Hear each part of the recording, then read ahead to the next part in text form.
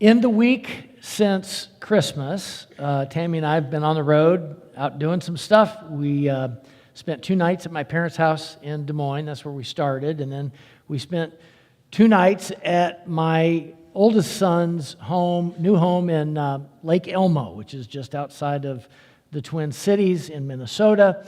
And then we spent 2 final nights over New Year's Eve, at a Holiday Inn Express in Des Moines because all the other rooms in my mom and dad's house were taken. And that's when I got sick.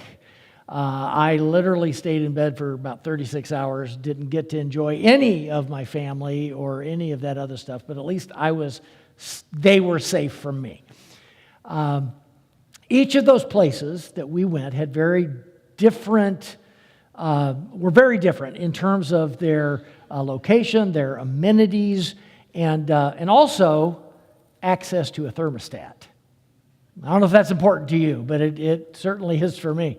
Now, my folks' house was so hot, per usual, that we couldn't sleep. And that's okay in the winter because we can always crack a window, which we do.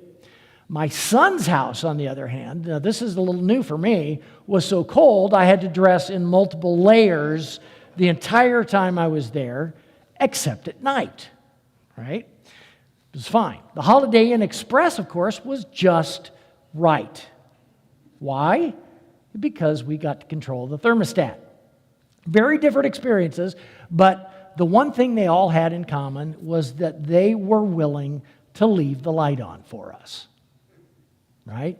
Didn't matter how late we arrived, didn't matter how early we got there, we knew we would be welcomed and loved, at least at my parents' house and my son's house. I don't know about the Holiday Inn Express, but they did have breakfast for us, so that was that. Tom Bodett is an author and voice actor. You've been hearing him for years and years and years now on the radio, on TV, and he is probably most famous for being the spokesman for Motel 6. I just learned this week, because I looked it up for the sermon, that someone from Motel 6 heard him talking on a radio program in 1986 and liked what they heard, and they called him and they asked him to do a couple of ads for them, radio ads for them. And at some point while they were recording those ads, Bodett improvised the line, "I'm Tom Bodett, and we'll leave the light on for you." Because he knew that's what gracious hosts do. I don't know why any other hotel never figured out to go that direction, but it connected with people. That slogan was so successful it not only won multiple awards, but Tom Bodett has remained Motel 6's spokesman for 38 years. He's still their spokesman. The season following Christmas is called Epiphany, in which the church focuses on how God brings light into the darkness through the gift of Jesus, and how we keep the light on, how we spread the light. Epiphany actually begins on January 6th, which is tomorrow, which is the 12th day of Christmastide. So technically, it's still Christmas. May not feel like it, may feel like we've moved past that, but it's still Christmas till tomorrow.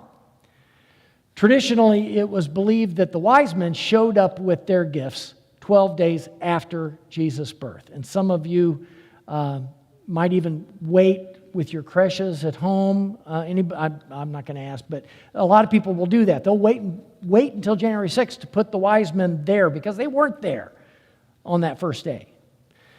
So, of course, 12 days.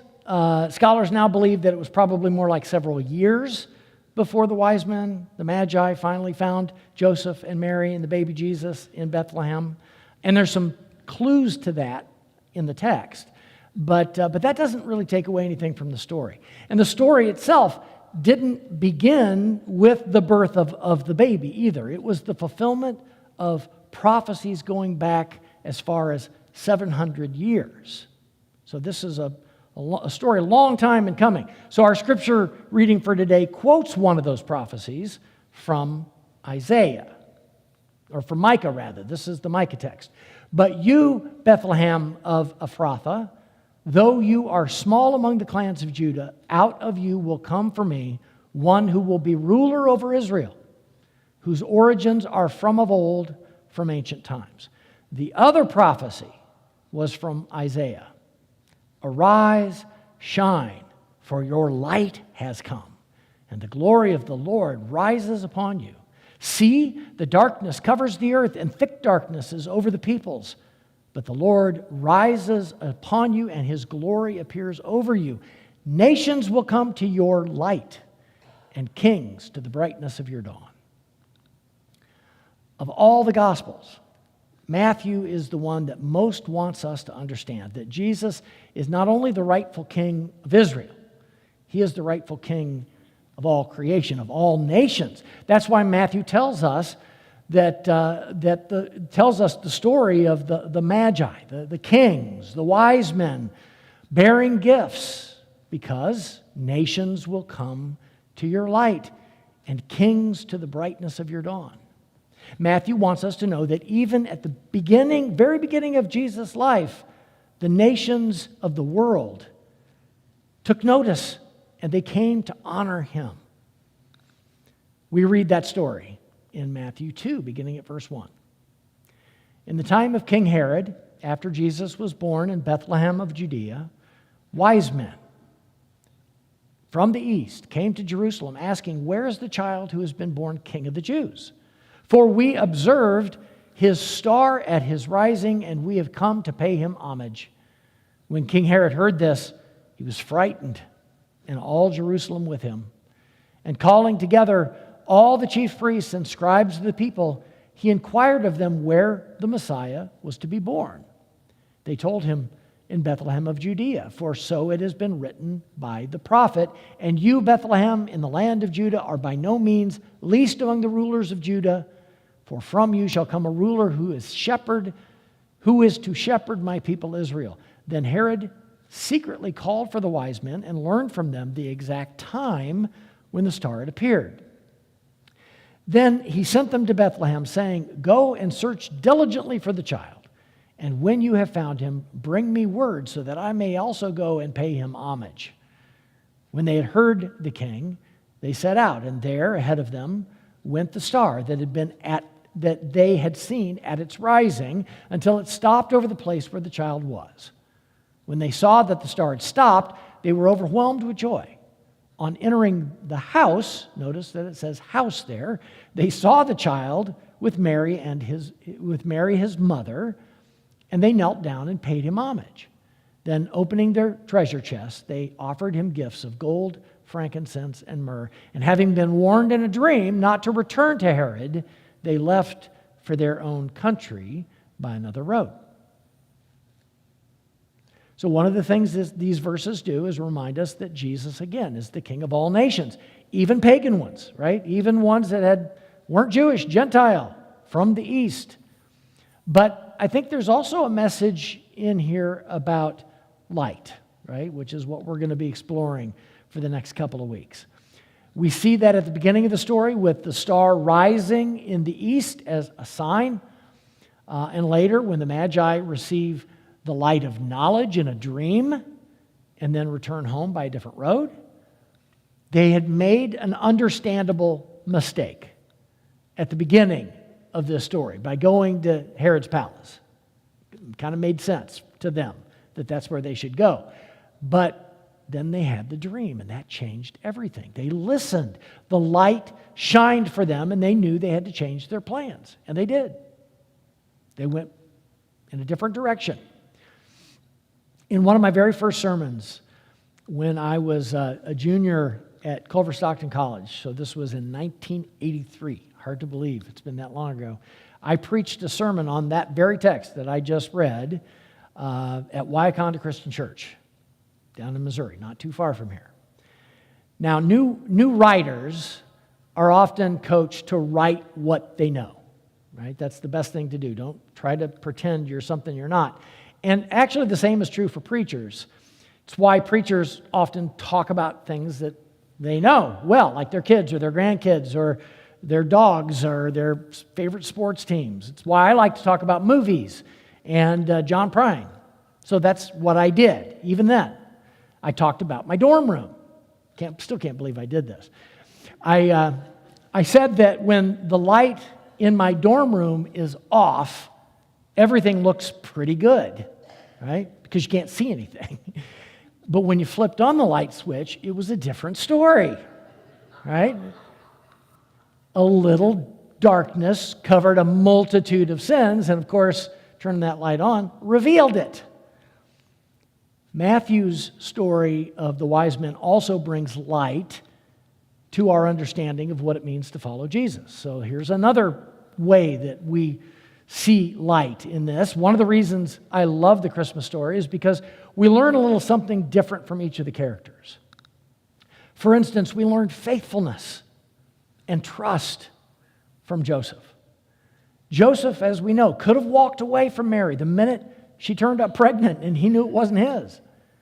Joseph, like any self-respecting man, was planning to do that. He was a good guy. He wasn't going to embarrass her or shame her or have her stoned to death or anything like that. He was just going to do it quietly. But like the wise men, he had a dream. God often speaks in dreams. He had a dream and he listened and he changed course. He went in a different direction. He was faithful. We learn about obedience from Mary. Mary not only accepted that assignment from God, pretty big deal, even though it would someday break her heart, but she did it with joy. She sang, "My soul magnifies the Lord, and my spirit rejoices in God my Savior." From the shepherds, we learn the value of worship. They didn't come bearing anything other than themselves, right? And their adoration, their worship. Their example is why we sing, "Oh, come, let us adore him. Oh, come, let us adore him. Oh, come, let us adore him, Christ the Lord." We learn important lessons from all the characters of the Christmas story, including the bad ones.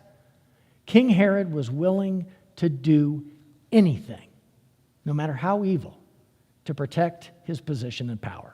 That's what we see in him. But of all the characters, I think, in the Christmas story, the lesson we learn from the wise men is probably the one that we most need to hear at the beginning of the new year. That's why I love that it always falls typically right around this time. Sometimes just before New Year's and sometimes just after. What we see in their story is that the wise men lived up to their names.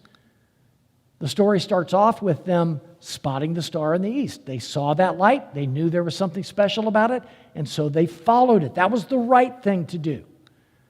They were so sure that star was the sign of a new king that they went to the palace of the old king to ask about it. So that was their mistake.